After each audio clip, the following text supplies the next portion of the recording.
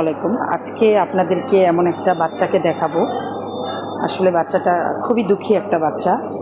ওর জন্মের পরে ওর আসলে বাবা থেকেও নাই, তো মা মানুষের বাসায় কাজ করে ওদেরকে আসলে এই এতটুকু বড় করেছে।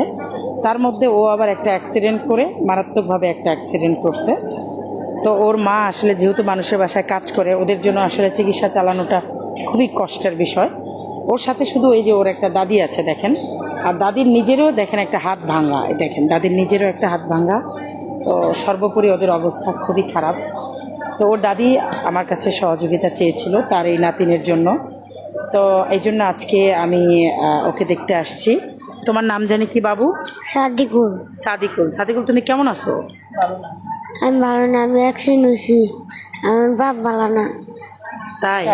হুম, আমার একটু তুমি সাহায্য কি চাও করো। এখন বলো তো? আমি সাহায্য চাই। তোমার বাবা কোথায়? আমার বাবা না, বাবা নাই? তোমার মা কি করে? আমার মা কাজ করে। আচ্ছা, ঠিক আছে, তুমি টেনশন করবা না, হ্যাঁ? আমি যেহেতু তোমার কাছে চলে আসছি, আর আল্লাহ তাআলা আমাদের সবাইকে তো দেখেন দেখেন না উপর থেকে, তোমার জন্য আল্লাহ তাআলা আমাকে পাঠিয়ে দিয়েছেন, ঠিক আছে?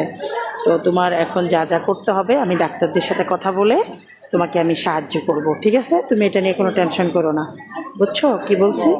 হ্যাঁ, ঠিক আছে, তুমি মন খারাপ করবে না, হ্যাঁ? আর তোমার যদি কোনো ব্যথা ট্যাথা করে তুমি দাদুকে আমার কাছে পাঠিয়ে দিবা, আমি চলে আসবো, ঠিক আছে? আপনারা সাদিকুলের জন্য দোয়া করবেন। অনেক ছোট একটা বাচ্চা, নিষ্পাপ একটা বাচ্চা।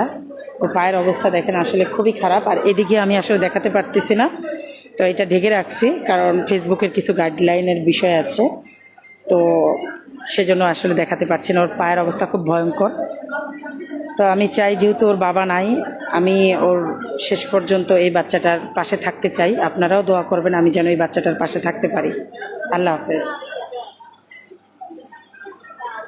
তোমাকে তো দেখা যায় না, তাই না?